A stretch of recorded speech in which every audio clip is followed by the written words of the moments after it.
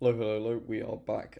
So in the last video, I took you through what I would recommend you put in place for a really expansive kind of residential solar website. This website is catered more towards the people that are installing commercial solar. So a lot of these solar installation businesses will of course have two different arms. They'll have the residential and the commercial. So if that's you, then you're going to need to watch both the videos, unfortunately, and kind of piece together the gaps, or maybe I'll do one in future that combines everything. But this is more so tailored towards the commercial folks. Right. So you'll see that this is already much more filled out than in the previous video where we started from scratch. That is because obviously there's a lot of overlap between this and the residential site. So I'm going to quickly take you through what we actually already covered with the residential site. So if you've already seen that video, then feel free to just skip ahead a little bit. Of course, you've got your homepage for the website, and then you're going to break it down into a service page, which is going to list all of your services.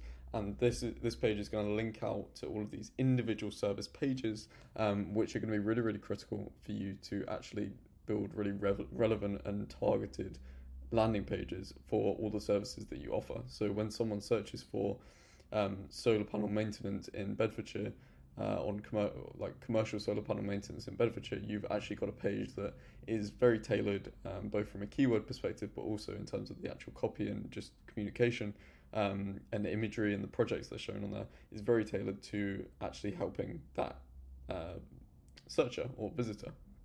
So you've got your services pages. Again, you've got your locations pages. Now, this for commercial solar, I would basically tailor it down to slightly larger locations, so maybe by county, for instance. But if you do, or you have done a lot of work in potentially like one business park or retail park, then it could be worth creating a location page for that specific retail park, because when people see or go to that place and they see the solar on those roofs, they're probably going to try and figure out who did that, right? There could be that kind of search intent.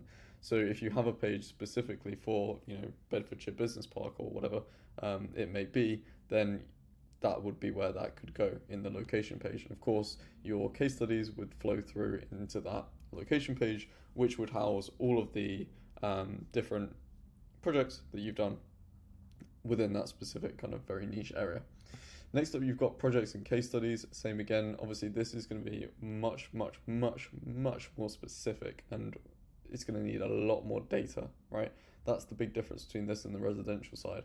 On the residential side, you're going to be focusing much more on the reviews, maybe the customer interview, the pictures, the before and after, right? Because it's very simple. And you could focus a bit on the data and definitely showing some kind of ROI figures, especially if it's a project you did like a couple of years ago. That's going to be brilliant. But for commercial, you need to take that and put it on steroids, right? You need the annual energy output, you need the total savings, you need the percentage of the energy usage that is now being covered by solar. You need all of this data and far more ideally on this page, so people can really get a clear idea for how this project played out. You need the project timeline. You need, when did it start? When was the design complete, all the way through to the installation, and then any further maintenance and ongoing work, right? It needs to be detailed and have a lot of depth. Otherwise, the case study will just look really bland. And these days you just can't get away with just having like a drone video and calling it a day. It just doesn't work the way it potentially used to, when that was quite a new thing. Now every single company that is installing commercial solar has a drone and will do the video, right? You need to differentiate and you need to add more detail to basically tell the whole story of the project from start to finish, from point A to B, from the entire transformation, right? I'm getting a bit sidetracked, as I always do, because this is more about the structure of the site as opposed to the reasoning behind any of these points. So we'll press on, but I will do a specific video on how to make the best possible commercial solar case studies and display them online, because there's so many different facets to it. Even having PDF download exports of the original proposal and what was actually carried out is another way that you can basically instill trust and reliability in the process with your potential customers. So next up, you've got guides, resources, FAQs, and news. This is going to be relatively similar. Obviously, the FAQs are going to be tailored a little bit more towards commercial entities, but otherwise, you're still going to need all of these resources. Next, our process. I've alluded to this a little bit within the projects and case studies section, but the process is now even more important because it's likely much more complicated than if it were a residential installation, right? So actually detailing out the full process, maybe with an example case study on this actual process page, is a really, really good idea. Or you could link out from the process based on the different steps to different case studies that have reference to those stages of this process. Now, in fact, I'm going to move this along to this side by side to the process. A key part of this is that you are very, very clear, transparent, and you actually showcase the entire supply chain and the products that are going to be used. It's okay if consumers may have a choice, but you need to, in that case, you need to display everything. You need to display all of the choices they have, because especially with a lot of the stuff going on right now in terms of the panels that are coming out of China with the Modern Slavery Act and all of those kind of questions around the procurement and actual kind of sustainability of the supply chains that some of these companies are dealing with. If you can showcase that at the very least you're taking precautionary steps to ensure that your customers are getting the best products and are not going to be plagued by a lot of the problems that are happening in those scenarios, or the even better step is to use, British manufactured solar panels, for instance, from UK Sol, or any other company that you can be more confident in that procurement. But yeah, you're going to need to list out that whole supply chain, because they're one of the first things and one of the barriers to a lot of these companies are going to face when they're considering commercial solar is that they want to make sure it aligns with their ethical procurement policies, and if that information is readily available, then it's quite likely that they're actually going to reach out to you before one of your competitors. If it's not available, then they might not reach out to either of you, right? So, because they'll just think it's too much of a headache to actually go through and to get all the information they need. Whereas if you present it and you're upfront with it, they're going to have a field day, because they're just going to go from page to page to page, getting the information they need, and then they're going to have a much, much higher likelihood of actually inquiring and converting to being a paying customer. Events. Now, events, again, this is going to hold even more weight, because you should be running sort of events or webinars to basically build up your brand image, and also to showcase that you are basically a thought leader within the industry. Super, super important, especially for commercial. Now, about us, same as before, all very similar. The team, having an individual page for each team member is really, really important, especially with the leadership team of the company, right? Because with residential installation, a customer may only deal with, say, a salesperson and then the installation team, and that's it. That's kind of their only touch points, right? Whereas with a lot of commercial solar businesses, you're actually dealing with people quite higher up the chain in terms of the hierarchy. Like I'm working with a business at the minute, and the actual CEO of the commercial solar business gets onto the calls to discuss the project with the client, and actually goes through, is this the best option? Is there anything else that they can do to help their sustainability or their energy consumption and bring that down? A more kind of like overarching consultative kind of approach. So having the full team on there, and your leadership team especially, is going to be pivotal in this space. Careers, again, just makes you look much, much more serious, and it's obviously a way that you can get actual free kind of recruitment leads through. Awards and accreditations, also super important, because the accreditations with residential solar are a bit more kind of explicit. Like, for instance, if you don't have an MCS badge on your website as a residential installer, then a lot of consumers are just going to go straight to the next one, right?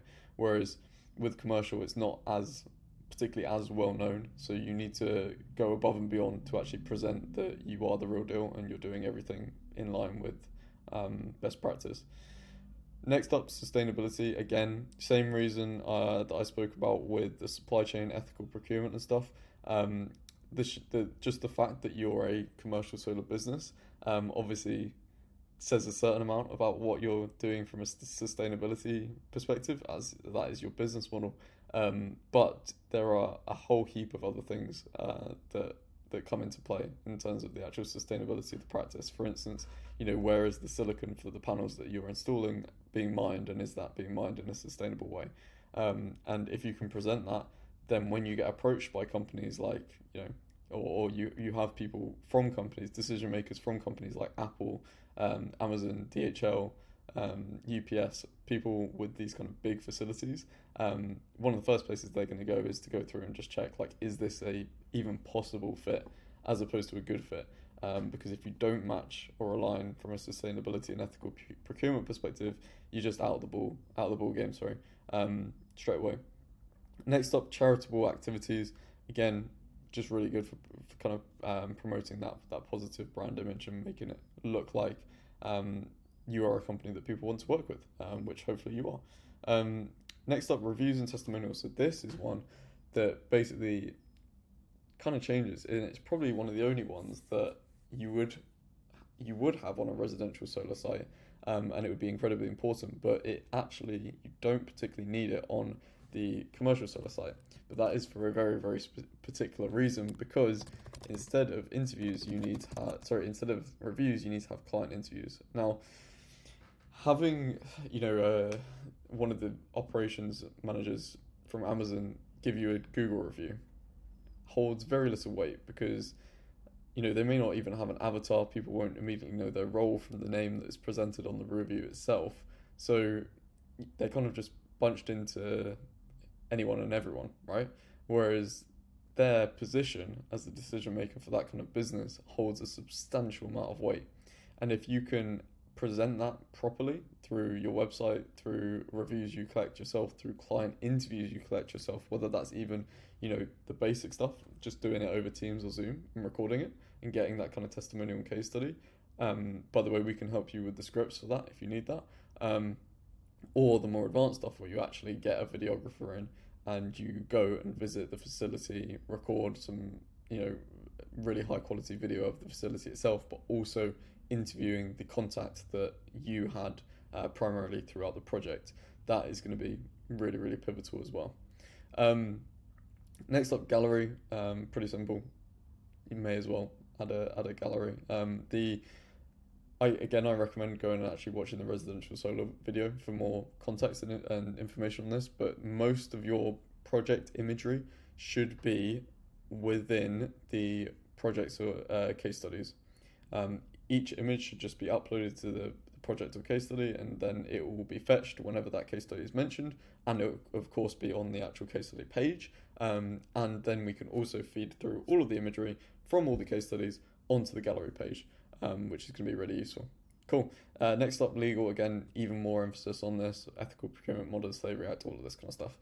Absolutely required. Now, 13 minutes of context is not what I had planned, but next up, the one that is absolutely huge, that is not required in residential solar but is for commercial solar, is going to be your sectors, right? So if you've done any work on kind of your go-to-market piece, your actual strategy, your advertising, your marketing, and looking through kind of existing sales and seeing what sectors you're actually getting the most business from and what also yield the biggest results for your clients, what sectors you do the best work in, then you should already have a pretty clear idea of the primary sectors that you actually want to go ahead and work with, right?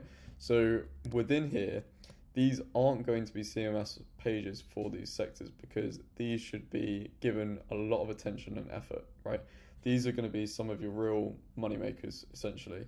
Beyond your services or products pages, primarily services pages, these are going to be the real killers. So you're going to have, potentially manufacturing. Let's put this over here. Logistics businesses, or you could have hotels, hospitals, or even you could do. We'll do hospitals, hospitality. You could have retirement homes. You could have car dealerships. I mean, the list goes on and on and on. Obviously, if you need help identifying more niche sectors, then do get in touch with us, because we can also help with that in terms of the go-to-market strategy as well. So, but once you've got these, and you should have, unless you're really, narrowing down and like being super specific about a certain type of sector that you're doing really good work in, there should be at least kind of 12 to 16 of these, and each of these individual pages should lay out everything that anyone as a decision maker from that sector would want to know, and it should be incredibly tailored to them. For instance, with retirement homes, it's very likely that if they're looking at commercial solar, they're looking at it for multiple locations. It's probably either a franchise or just a business that has a lot of different homes under its umbrella, right? So they're going to be thinking, okay, what's the process in terms of actually rolling this out across our 200 retirement homes in the UK? You know, have you done this before, and what sample size did you use at first? You know, did you install it on 3 homes first and then monitor the impact and the energy savings and the benefit, or did you just sign the deal on the whole 200 and just get it done, right? So they're going to want to know specific information directly to their industry, and things, you know, you can make it incredibly contextualized as well. So for instance, with the car dealerships, the energy usage is probably near zero during the night, right? But during the day, they've got a lot of lighting to use. Their, you know, potentially charging electric vehicles and whatnot at the actual dealership itself.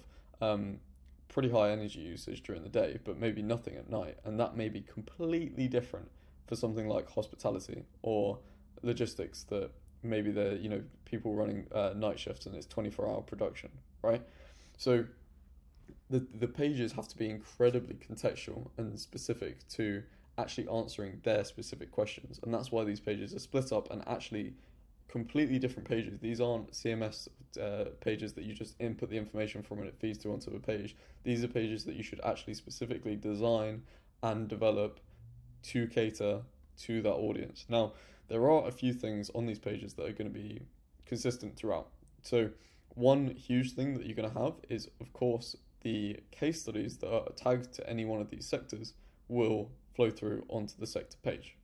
So any case study that you've tagged to car dealership or automotive will of course flow through onto the car dealership's page, and on that landing page for car dealerships, you're going to be able to see every single project that you've ever done that is in that industry, and people are going to, you know, potentially land on a blog page that or a resource or a guide or an FAQ even, that tells them about, you know, what they can expect from an energy, I don't know, you know, what percentage annual savings should a car dealership expect from solar?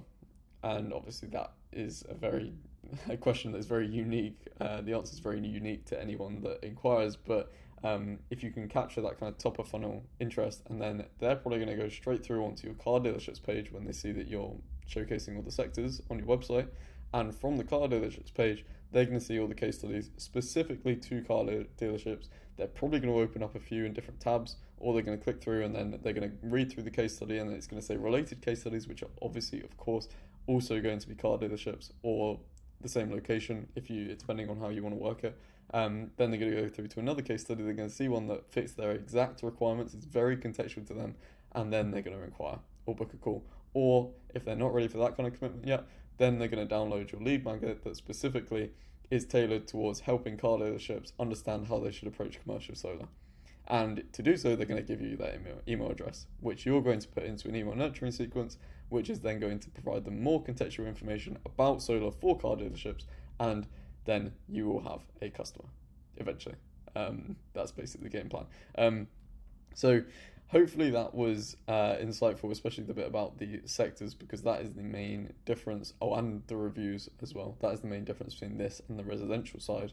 But yeah, I will be back with other videos talking more specifically around all of these sections of the website, and as of course all of the other things that come after, such as what I just mentioned with the email nurturing sequences and whatnot. I think one of the next videos I'm going to do is going to cover the case studies, because that's going to be such a critical part of any go-to-market strategy for any commercial solar business, and not just from a website perspective either.